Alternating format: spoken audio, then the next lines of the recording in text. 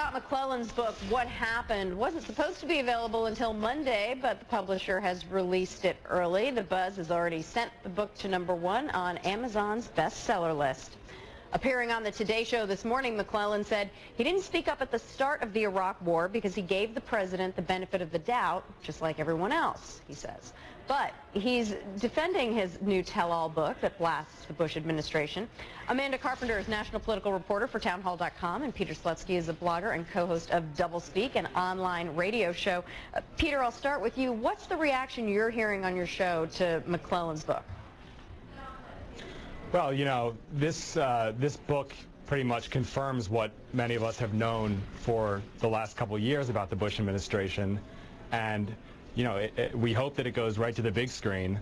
But, you know, at the end of the day, it looks like Scott McClellan got duped just like many of the American people did. Going to the big screen. Who's going to play McClellan in your big screen version of this? You'll have to wait and see. Amanda, Carol Platt writes on townhall.com, quote, "It's pretty clear at this point what Scott McClellan did and why. His book has zoomed to #1 on Amazon, and he can only hope that it makes him enough money to be worth the sacrifice of honor and friendship that it has and will cost him." Are you finding, Amanda, on Town Hall that a majority of bloggers and commenters there believe that McClellan betrayed President Bush? Yeah, almost unanimously, people think it's certainly distasteful and sort of assume there's some kind of financial motivation in his decision to do this. But also they wonder if it's maybe motivated by vengeance. I think a lot of people are just curious why he'd be doing this. And then there's also the feeling that when, you know, left-wing people look at this, why are they assuming that everything they say that Scott McClellan is saying right now in his book is true? Because they spent the whole, you know, past few years saying that he was a complete pawn of the Bush administration. And I think a lot of right-wingers think that maybe he just found someone else to flack for now. Yeah, you know, interesting. Peter, John Hindraker of PowerlineBlog.com, which is a conservative blog, recalls his own conversation with Tony Snow, who, of course, replaced McClellan. And he said in that, quote, "Tony said that he came away with a deep appreciation of President Bush's character, judgment, and knowledge of the issues. Unless McClellan can come up with some facts to back up his claims," this is what Amanda's pointing out, "facts that have been notably absent from the press accounts I've seen of his book, I think Tony's assessment is considerably more reliable."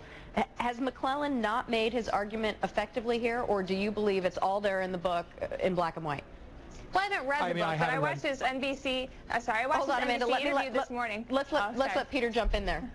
No, I was just going to say what Amanda said. I haven't seen the book. I've only seen what the small excerpts, and then I saw Scott on the Today Show today.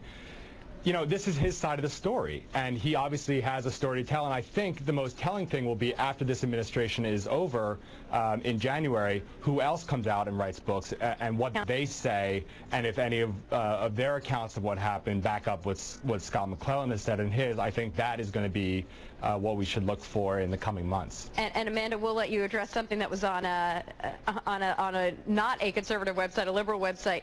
From Mike Turk writes, "A feeling for Scott McClellan, nice getting savage for saying what everyone knows to be true anyway."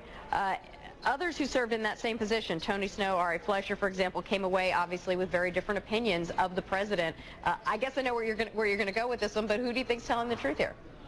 Well, I mean, there's a reason why. We'll get to the point of Tony Snow. There's a reason why Tony Snow was so welcomed in that position, because he was good at it, he seemed interested in it, and he seemed like someone who would give pushback to the president when it mattered. Scott McClellan was not that guy, and I just really want to question the people that are taking everything that he's saying as fact right now. Why would you take that as fact after he's already done this to the Bush administration? And it doesn't line up for me. Amanda and Peter, thanks so much. Fun to read the blogs. Appreciate your time. Monica. I am Monica Novotny. Thanks for watching. My colleague Nora O'Donnell